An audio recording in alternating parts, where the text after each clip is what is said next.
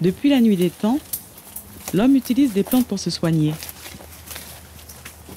Emeline et Arnaud sont chimistes et étudient les propriétés curatives de la flore amazonienne.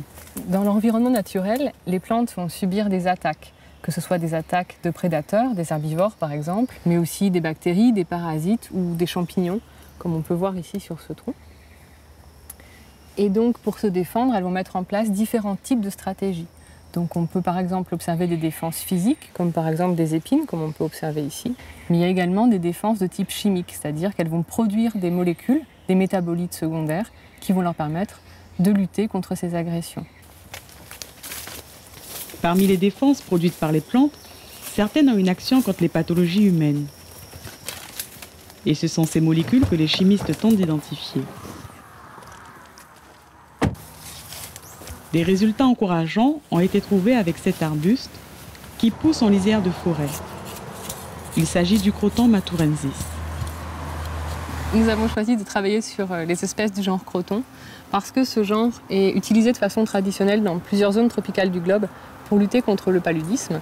C'est une utilisation qui n'a jamais été décrite en Guyane. Par contre, ailleurs dans le monde, de nombreuses molécules ont déjà été isolées et identifiées et présentent une activité contre le parasite responsable du paludisme. C'est donc autour des espèces des crotons présentes en Guyane d'être étudiées. Pour tester l'activité de la plante, ces écorces ont d'abord été séchées, puis sont concassées.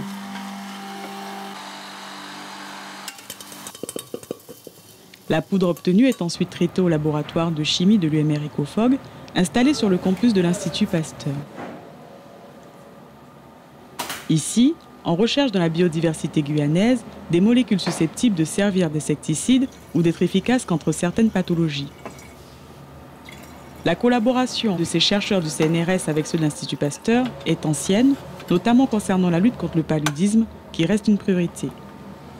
C'est contre le parasite responsable de cette maladie que l'extrait brut de croton sera testé. J'extrais les métabolites secondaires des plantes. C'est les métabolites qui servent entre autres à la défense. Donc après avoir mélangé l'écorce de croton à un solvant, je le filtre pour vraiment récupérer la phase liquide qui contient les molécules. Dernière étape, le solvant est évaporé et sera recyclé. Ainsi séché, l'extrait est prêt à être utilisé. Les tests sont réalisés par Louis Jérôme au laboratoire de parasitologie de l'Institut Pasteur. Ici, le parasite Plasmodium falciparum est cultivé in vitro dans des globules rouges. L'extrait brut, qui contient plusieurs dizaines de molécules différentes, est mis en contact avec le parasite. Les extraits bruts se sont révélés très intéressants. Maintenant, notre travail, ça va être de fractionner ces extraits bruts, d'identifier les différentes molécules qui composent le croton. Une fois ces molécules identifiées, ce qui serait intéressant, c'est d'aller chercher à comprendre comment ces molécules agissent, comment arrivent-elles à bloquer le cycle sexué et le cycle asexué du parasite. Vous l'aurez compris, l'étude des propriétés antipaludiques du croton ne fait que commencer. La biodiversité des forêts tropicales semble être une source inépuisable d'inspiration pour les chercheurs. Nous, on s'intéresse aux micro-organismes qui vivent en fait sur la peau des fourmis, comme les bactéries par exemple, les champignons.